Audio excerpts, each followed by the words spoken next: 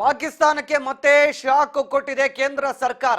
ಪಾಕಿಸ್ತಾನ ಪ್ರಜೆಗಳು ಎಲ್ಲಾ ರೀತಿಯ ವೀಸಾಗಳನ್ನು ಪಾಕಿಸ್ತಾನದ ಪ್ರಜೆಗಳಿಗೆ ರದ್ದು ಮಾಡಿದೆ ಕೇಂದ್ರ ಸರ್ಕಾರದಿಂದ. ಸಾರ್ಕ್ ಶೃಂಗ ವೀಸಾ ಪಡ್ಕೊಂಡು ಬಂದವರಿಗೆ ಮಾತ್ರ ಮೊನ್ನೆ ನಿರ್ಬಂಧ ಹೇರಲಾಗಿತ್ತು, ವೀಸಾ ರದ್ದಾಗಿತ್ತು. ಆದ್ರೆ ಈಗ ಎಲ್ಲಾ ರೀತಿಯ ವೀಸಾಗಳು ರದ್ದು. ಪಾಕಿಸ್ತಾನದ ಪ್ರಜೆಗಳ ಎಲ್ಲ ರೀತಿಯ ವೀಸಾಗಳಿಗೆ ರದ್ದು ಮಾಡಲಾಗಿದೆ. ಸಾರ್ಕ್ ಶೃಂಗ ವೀಸಾಗಳು ಮಾತ್ರ ರದ್ದಲ್ಲ. ಈಗ ಯಾವುದೇ ರೀತಿಯ ವೀಸಾಗಳು, ಬಿಸಿನೆಸ್ ವೀಸಾ ಇರಲಿ ಅಥವಾ ಇಲ್ಲಿ ವರ್ಕ್ ಪರ್ಮಿನೆಂಟ್ ವೀಸಾ ಇರಲಿ, ಯಾವುದೇ ರೀತಿಯ ವೀಸಾ ಇದ್ರೂ ಕೂಡ ಪಾಕಿಸ್ತಾನಿಗಳಿಗೆ ಭಾರತದಲ್ಲಿ ನೆಲೆ ಇಲ್ಲ. ಎಲ್ಲಾ ರೀತಿಯ ವೀಸಾಗಳನ್ನು ಕೂಡ ರದ್ದು ಮಾಡಿದೆ ಕೇಂದ್ರ ಸರ್ಕಾರ. ಇದೀಗ ಸಾರ್ಕ್ ಶೃಂಗ ವೀಸಾಗಳು ಮಾತ್ರ ಮೊನ್ನೆ ನಡೆದಂತ ಭದ್ರತಾ ಸಂಪುಟ ಸಭೆಯಲ್ಲಿ ಚರ್ಚೆ ಮಾಡಲಾಗಿತ್ತು ರದ್ದು ಮಾಡಬೇಕಂತ. ಬಟ್ ಈಗ ವಿದೇಶಾಂಗ ಇಲಾಖೆ ಮತ್ತೊಂದು ಮಹತ್ವದ ನಿರ್ಧಾರವನ್ನು ತೆಗೆದುಕೊಂಡಿದೆ. ಎಲ್ಲ ರೀತಿಯ ವೀಸಾಗಳನ್ನು ರದ್ದು ಮಾಡಿ, ಅದು ಬಿಸಿನೆಸ್ ವೀಸಾ ಇರಲಿ, ಅದು ಸ್ಟೂಡೆಂಟ್ ವೀಸಾ ಇರಲಿ, ಅದು ವರ್ಕ್ ಪರ್ಮಿನೆಂಟ್ ವೀಸಾ ಇರಲಿ, what ever it may be, ಎಲ್ಲ ರೀತಿಯ ವೀಸಾಗಳು ರದ್ದಾಗಬೇಕು. ಯಾವೊಬ್ಬ ಪಾಪಿ ಪಾಕಿಸ್ತಾನದವನು ಕೂಡ ಈ ನೆಲದ ಮೇಲೆ ಇರ್ಕೊಡ್ದು. ವಿತಿನ್ 48 hours ಎಲ್ಲವನ್ನು ಜಾಗ ಖಾಲಿ ಮಾಡಬೇಕು, ಹುಟ್ಟು ಬಟ್ಟೆಯಲ್ಲಿ ಓಡಾಗಬೇಕು. No time, no compromise. Pak ಪ್ರಜೆಗಳ 17 ರೀತಿಯ ವೀಸಾಗಳು ರದ್ದು. ಗೃಹ ಇಲಾಖೆಯಿಂದ ಮಹತ್ವದ ಆದೇಶ. ಎಲ್ಲ ರಾಜ್ಯಗಳಲ್ಲಿ ಕೂಡ ಪಾಕಿಸ್ತಾನಿ ಪ್ರಜೆಗಳನ್ನು ಗುರುತಿಸಿ ಅಂತ ಆಯಾ ರಾಜ್ಯ ಸರ್ಕಾರಗಳಿಗೆ ಕಠಿಣ ಸೂಚನೆಯನ್ನು ಕೊಟ್ಟಿದೆ ಕೇಂದ್ರ ಸರ್ಕಾರ. ಪಾಕ್ ಪ್ರಜೆಗಳನ್ನು ಗುರುತಿಸಿ ಯಾವ್ಯಾವ ರಾಜ್ಯದಲ್ಲಿ ಎಲ್ಲೆಲ್ಲಿದ್ದಾರೆ ಎಲ್ಲ ಗೃಹ ಇಲಾಖೆಗಳು, ರಾಜ್ಯ ಗೃಹ ಇಲಾಖೆಗಳು ಈ ಬಗೆಗಿನ ಗಂಭೀರ ಚಿಂತನೆಯನ್ನ ನಡೆಸಬೇಕು. ಆಯಾ ರಾಜ್ಯ ಸರ್ಕಾರಗಳ ಗೃಹ ಇಲಾಖೆ ಜವಾಬ್ದಾರಿ.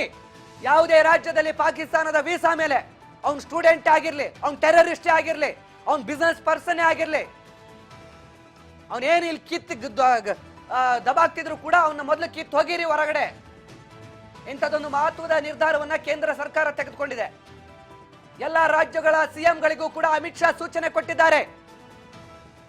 ಕೇಂದ್ರ ಗೃಹ ಇಲಾಖೆಯಿಂದ ಇಂಥದ್ದೊಂದು ಮಹತ್ವದ ಆದೇಶ. ಸ್ಟೂಡೆಂಟ್ ಅಂತ ಬರೋದು, ಬಿಸ್ನೆಸ್ ಅಂತ ಬರೋದು, ಇಲ್ಲಿ ವರ್ಕ್ ಪರ್ಮನೆಂಟ್ ಇರೋದು, ಅದೆಲ್ಲ ಇಲ್ಲಿ ಏನು ಕೆಲಸ ಮಾಡಲ್ಲ. ಈಗ ನಮ್ಮನ್ನ ತಿಂದು ನಮ್ಗೆ ಹಿಂದೆ ಹೋಗಿ ಕೆಲಸ ಮಾಡುವಂತ ಇಂಥ ಪಾಪಿಗಳಿಗೆ ಇಲ್ಲಿ ಈ ಜಾಗದಲ್ಲಿ ಬದುಕೋ ಯೋಗ್ಯತೆ ಇಲ್ಲ, ಅರ್ಹತೆ ಇಲ್ಲ. ಇಷ್ಟು ದಿನ ಅಯ್ಯೋ ಪಾಪ ಅನ್ನ ನೀರಿಗೂ ಪರದಾಡ್ತವೆ, ಬದುಕಿ ಸಾಯಿಲಿ ಅಂತ ಬಿಟ್ಟಿದ್ರು. ಅತಿ ಆಯ್ತು. ಅಧರ್ಮದ ಹಾದಿಯಲ್ಲಿ ಯಾರೇ ಹೋದ್ರು ವಿ ಕಾಂಟ್ ಕಾಂಪ್ರಮೈಸ್. ಈಗ ಕೇಂದ್ರ ಸರ್ಕಾರ ಹೇಳ್ತಾ ಇದೆ, ಯಾವುದೇ ರೀತಿಯಾದಂತ ವೀಸಾ ಮೇಲೆ ಅವ್ರು ಬಂದಿರಲಿ, ಅವನು ಪಾಕಿಸ್ತಾನದವನ, ಅವನ ಸಹವಾಸನೆ ನಮಗೆ ಬೇಡ, ಅವನಿಂದ ಇಲ್ಲಿ ಆಗ್ಬೇಕಾಗಿರೋದೇನು ಇಲ್ಲ. ಅವ್ರಿಗೆ ಆಲ್ರೆಡಿ ಸ್ವಾತಂತ್ರ್ಯ ಬಂದಾಗ್ಲೇ ನಾವು ಪ್ರತ್ಯೇಕ ಬದುಕ್ತೀವಿ ಅಂತಂದಾಗ ಜಾಗನೂ ದೇಶನೂ ಎಲ್ಲನೂ ಕೊಟ್ಟು ಕಳ್ಸಾಗಿದೆ. ಇನ್ನ ಸುಧಾರಿಸ್ಕೊಂಡ್ರೆ ಕಷ್ಟ, ನಮಗೆ ಕಷ್ಟ ಅಂತ ಹೇಳಿ ಸದ್ಯ ಕೇಂದ್ರ ಸರ್ಕಾರ ಇಂಥದ್ದೊಂದು ಮಹತ್ವದ ನಿರ್ಧಾರವನ್ನು ತೆಗೆದುಕೊಂಡಿದ್ದು. ಸದ್ಯ ಪಾಪಿ ಪಾಕಿಸ್ತಾನಿಗಳಿಗೆ ಗೇಟ್ ಪಾಸ್ ಕೊಡೋ ನಿರ್ಧಾರದಲ್ಲಿ ಮೊನ್ನೆ ಸಾರ್ಕ್ ಶೃಂಗ ವೀಸಾ ಮಾತ್ರ ರದ್ದು ಮಾಡಿತ್ತು. ಆದ್ರೆ ಈಗ ಸಾರ್ಕ್ ಶೃಂಗ ವೀಸಾ ಅಷ್ಟೇ ಅಲ್ಲ, ಯಾವುದೇ ರೀತಿಯ ವೀಸಾ ತಗೊಂಡಿದ್ರು ಕೂಡ ದೇ ಮಸ್ಟ್ ಅಂಡ್ ಶುಡ್ ಇಲ್ಲಿಂದ ಜಾಗ ಖಾಲಿ ಮಾಡಲೇಬೇಕು. ಹುಟ್ಟು ಬಟ್ಟೆಯಲ್ಲಿ ಓಡೋಗ್ತಿರೋ, ಹೆಂಗ್ ಓಡೋಗ್ತಿರೋ, ಫ್ಲೈಟ್ ಹಿಡ್ಕೋತಿರೋ, ಟ್ರೈನ್ ಹಿಡ್ಕೋತಿರೋ, ನಡ್ಕೊಂಡು ಹೋಗ್ತಿರೋ, ಒಟ್ಟು ಈ ದೇಶ ಖಾಲಿ ಮಾಡಿ. ಒಟ್ಟಿನಲ್ಲಿ ಸದ್ಯಕ್ಕಂತೂ ಎಲ್ಲ ಪಾಕಿಸ್ತಾನ ವೀಸಾ ಮೇಲೆ ಬಂದಂತ ಯಾವೊಬ್ರಿಗೂ ಕೂಡ ಸದ್ಯ ದೇಶದಲ್ಲಿ ಉಳ್ಕೊಳ್ಳೋಕೆ ಅವಕಾಶ ಇಲ್ಲ.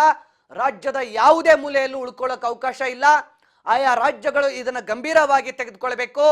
ಆಯಾ ರಾಜ್ಯದ ಗೃಹ ಇಲಾಖೆಗಳು ಎಲ್ಲೆಲ್ಲಿ ಪಾಕಿಸ್ತಾನದ ವೀಸಾ ಮೇಲೆ ಇಲ್ಲಿ ನೆಲೆ ಕಂಡುಕೊಂಡಿದ್ದಾರೋ ಅವ್ರನ್ನೆಲ್ಲ ಹುಡುಕಿ ಪತ್ತೆ ಹಚ್ಚಿ ಮೊದಲು ಅವರನ್ನ ದೇಶದಿಂದ ಗಡಿಪಾರು ಮಾಡಿ ಅವರೆಲ್ಲ ವೀಸಾಗಳು ರದ್ದಾಗಿದೆ ಅಂತ ಹೇಳಿ ಸದ್ಯ ಕೇಂದ್ರ ಸರ್ಕಾರ ಸೂಚನೆ ಕೊಟ್ಟಿದೆ.